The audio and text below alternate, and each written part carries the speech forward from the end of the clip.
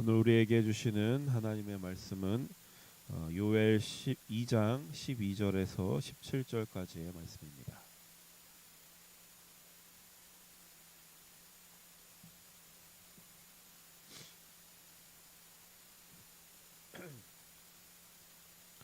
요엘 2장 12절에서 17절까지의 말씀을 함께 봉독합니다. 여호와의 말씀에 너희는 이제라도 금식하고 울며 애통하고 마음을 다하여 내게로 돌아오라 하셨나니 너희는 옷을 찢지 말고 마음을 찢고 너희 하나님 여호와께로 돌아올지어다. 은혜로우시며 자비로우시며 노하기를 더디하시며 이내가 크시사 뜻을 돌이켜 재앙을 내리지 아니하시나니 주께서 혹시 마음과 뜻을 돌이키시고 그 뒤에 복을 내리사 너희 하나님 여호와께 소제와 전제를 드리게 하지 아니하실는지 누가 알겠느니 너희는 시온에서 나팔을 불어 거룩한 금식일을 정하고 성회를 소집하라. 백성을 모아 그 모임을 거룩하게 하고 장로들을 모으며 어린이와 젖 먹는 자를 모으며 신랑을 그 방에서 나오게 하며 신부도 그 신방에서 나오게 하고 여호와를 섬기는 제사장들은 낭실과 제단 사이에서 울며 이르기를 여호와여 주의 백성을 불쌍히 여기소서. 주의 기업을 욕되게 하여 나라들로 그들을 관할하지 못하게 하옵소서. 어찌하여 이방인으로 그들의 하나님이 어디 있느냐 말하게 하겠나이까 할지어다. 아멘.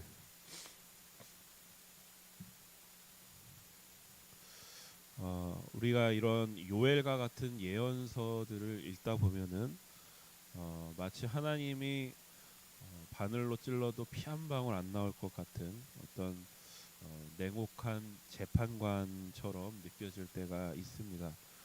잘하면은 상 주고 못하면은 벌을 내리시는 보상과 그 형벌의 인과응보의 법칙, 그 법칙으로 세상을 통치하는 분이다라는 생각을 하게 됩니다. 그런데 이제 다른 한편에서 성경의 다른 내용을 보면 하나님을 마치 모든 것을 다 허용해 주고 또 용서해 주는 마음씨 좋은 할아버지처럼 여기기도 합니다. 늘 부드럽고 늘 달콤한 그런 솜사탕과 같은 그런 분으로 생각하기도 합니다. 그래서 이 마르키온이라고 하는 교회사에서 등장하는 사람인데 그 사람은 이 구약 성경의 하나님과 신약 성경의 하나님이 서로 다른 신이다라고 주장을 했습니다. 구약의 하나님은 폭력과 복수의 어떤 잔인한 하나님이고 신약의 하나님은 사랑과 정의와 용서의 신이다. 이제 이렇게 본 것입니다. 물론 이 마르키온의 생각은 이단으로 판명이 됐고 잘못된 것이지만 근데 그가 왜 그런 결론에 이르게 되었는지는 사실은 충분히 이해할 수 있는 측면이 있습니다. 우리가 구약과 신약을 꼭 나누지 않더라도 사실은 구약만 봐도 하나님이 마치 좀 이중인격자처럼 두 가지 상반되는 그런 인격이 공존하는 것처럼 느껴질 때가 많이 있습니다. 우리가 지금 나누고 있는 요엘서 2장을 보아도 그런 생각이 들 수 있는데 어제 나누었던 본문의 11절에 보면은 하나님이 여호와의 날에 이스라엘을 심판할 강력한 군대의 사령관으로 군대를 호령하는 사령관처럼 이제 등장을 했습니다. 근데 오늘 우리가 읽은 12절부터 보면 확 그 국면이 전환이 되고 분위기가 확 바뀌는데 여호와의 날에 그런 이제 사령관 같은 모습과 대조적으로 하나님을 더없이 자애로운 분으로 이제 그리고 있습니다. 우리 13절 말씀 13절 중반에 보시면 그는 이렇게 시작되는 부분이 있습니다. 거기서부터 14절까지를 다시 한번 읽어보겠습니다. 시작. 그는 은혜로우시며 자비로우시며 노하기를 더디하시며 인애가 크시사 뜻을 돌이켜 재앙을 내리지 아니하시나니 주께서 혹시 마음과 뜻을 돌이키시고 그 뒤에 복을 내리사 너희 하나님 여호와께 소제와 전제를 드리게 하지 아니하실는지 누가 알겠느냐. 그러니까 굉장히 상반된 하나님의 모습인데, 우리가 이러한 하나님 모습을 잘 이해하기 위해서는 하나님이 우리의 아버지가 되시며 또 우리가 그분의 자녀로 부름받았다는 사실에 대해서 깊이 생각하고 그것에 대해서 곱씹어 볼 필요가 있습니다. 구약에 묘사된 그 이스라엘의 역사를 여러 관점으로 볼 수 있지만 저는 그 부모가 자녀를 기르는 그런 과정으로 우리가 이해할 수 있다고 생각합니다. 부모와 자녀의 관계는 부모가 자녀를 낳았다고 끝나는 것이 아니죠. 낳아서 키우면서 함께 살면서 지지고 볶고 하는 그러한 여러 가지 과정을 통해서 부모도 부모가 되어가는 것이며 자녀도 자녀가 되어가는 것입니다. 저도 이제 뒤늦게 자식을 낳아서 키우면서 이제 부모가 되어가는 그런 과정 가운데 있는데 요즘에 제 아들이 자기 주장이 굉장히 강해졌습니다. 그래서 말을 조금씩 이제 하면서 말도 안 되는 고집을 이제 부리기 시작하는데, 그러니까 예를 들면은 자기가 먹을 수 없는 것을 우리가 먹고 있는 것을 자기도 먹고 싶다 이렇게 요청을 합니다. 그래서 이제 계속 안 된다고 했는데 계속 고집을 부리면은 그냥 먹게 합니다.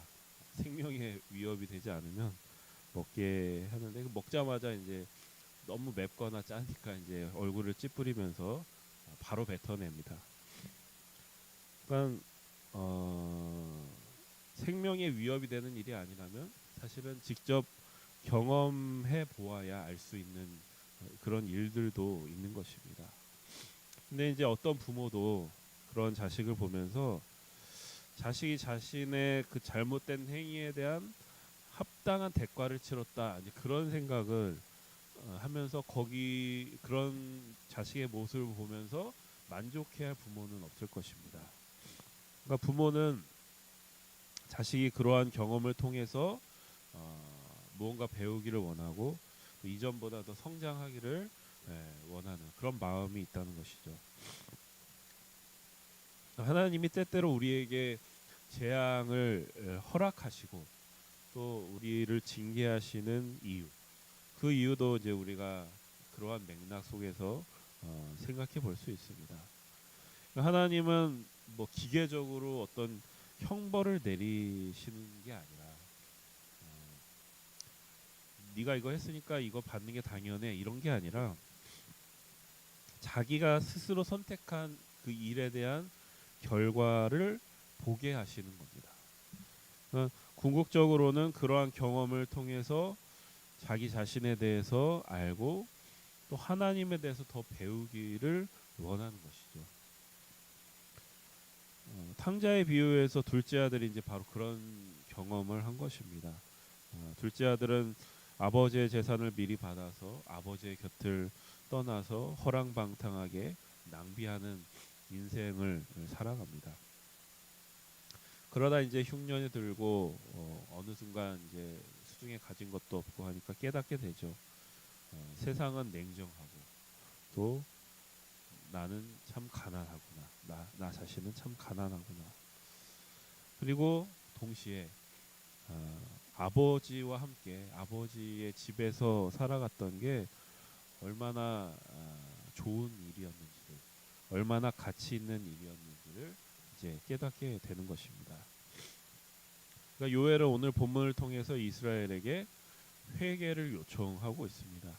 그러니까 탕자가 아버지의 집에 돌아오듯이 이스라엘에게 하나님에게 돌아올 것을 이제 요구하고 있습니다. 그런데 어떻게 얘기를 하냐면 12절 12절에서 13절 중반까지 상반절까지 봉독합니다. 시작. 여호와의 말씀에 너희는 이제라도 금식하고 울며 애통하고 마음을 다하여 내게로 돌아오라 하셨나니 너희는 옷을 찢지 말고 마음을 찢고 너희 하나님 여호와께로 돌아올지어다. 너무나 유명한 말씀이죠. 그러니까 요엘은 옷을 찢지 말고 마음을 찢고 하나님께 돌아오라 이렇게 말씀하고 있습니다. 그러니까 옷을 찢지 말고 마음을 찢으라는 말은 이를테면은 이런 것입니다. 그러니까 하나님에게 회개한다는 것은 다만 하나님께 내 죄목을 나열하고 그 죄목에 대해서 사함을 받는 그런 피상적인 행위가 아니다. 그러니까 회개라는 것은 뭐냐면 탕자가 그랬던 것처럼 자기의 선택에 대한 결과를 경험하고 또 스스로의 한계를 인정하고 하나님 앞에 두 손 들고 오늘 우리가 찬양했던 것처럼 천부여 의지 없어서 두 손 들고 갑니다. 이렇게 항복해 나가는 과정이다. 그러니까 그거는 우리 인생 전체를 통해서 그 시간을 통해서 우리의 몸으로 겪어가지 않고는 할 수 없는 일이다. 이런 것입니다. 그러니까 우리도 이런 과정을 통해서 하나님과 함께 자라나는 것이고 왜 우리에게 하나님이 필요한 것인지 왜 우리가 하나님께 돌아가야 하는 것인지를 깨달아가는 과정 속에 있습니다. 그러니까 우리 눈에는 아무것도 이루어지지 않는 것 같고 우리가 씨 뿌리는 비유에서도 볼 수 있듯이 씨가 밭에 떨어졌는데 그런 것이 아니라 밭이 씨를 삼키고 있는 것 같은 그러한 우리가 세상 속에 살고 우리의 눈에는 그렇게 보이지만 하나님은 지금도 일하고 계시고 또 우리가 상상할 수 없는 방식으로 무언가를 창조하고 계신다. 생명을 만들고 계신다라는 우리가 깨달음을 얻게 됩니다. 그러니까 우리를 기르고 계시는 아버지로서 또 씨를 뿌리고 인내로 그 결실을 기다리는 농부와 같이 하나님은 오늘도 우리와 동행하시고 우리가 돌아오기를 기다리고 계시는 분이다라고 하는 것입니다. 여러분 오늘 본문을 통해서 이런 하나님을 만나시고 또 이러한 하나님의 마음을 헤아리시고 또 하나님의 그 기다림에 동참할 수 있는 여러분들이 되기를 바랍니다.